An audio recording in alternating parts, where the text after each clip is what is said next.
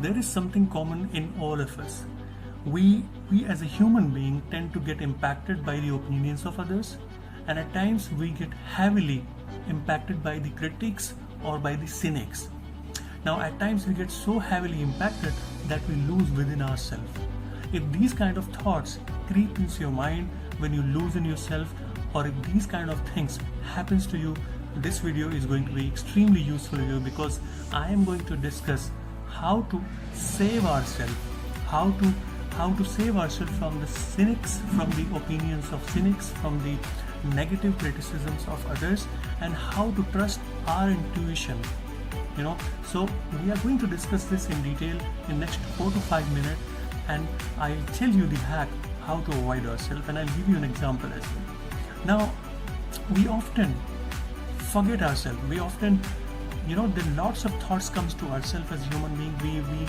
We have auto suggestions which comes to ourselves. We know we can do a lot of things, but we fail to follow our auto suggestion. We fail to follow our own plan, which is our own intuition, which is our own instinct. And the number one reason is because we listen to others. We try not to be ourselves. We try to be someone else. We try to become the product of someone else's opinion. And I remember I made a video of how not to become a product of someone else's opinion. If you go back in my series, you would watch that video as well. But today, let's quickly dive into this and how to make sure that we are not impacted negatively by others, and we follow our gut feeling, we follow our intuition, we follow what our heart and mind says. Now, let's take an example of a stone which is present in the flowing river, which is in the mid of a flowing river. If you notice, we have something to learn from that stone. That stone is a steady, standing like a rock solid, and it allows the water to pass through it. The water keep passing through it. It tries to cut it down, but the stone is steady, and the stone is always there. It does not let the water flow to take it along with the water flow. So understand this. We as a human being, we have to train our brain in such a way, we have to train ourselves in such a way to handle the negative criticism that it does not impact us. And the number one way to do so is listen to your feelings, listen to your guts.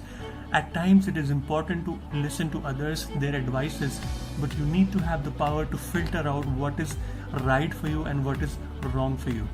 So this kind of moral compass, this kind of feeling of what is right and what is wrong can be developed by having a little brainstorming.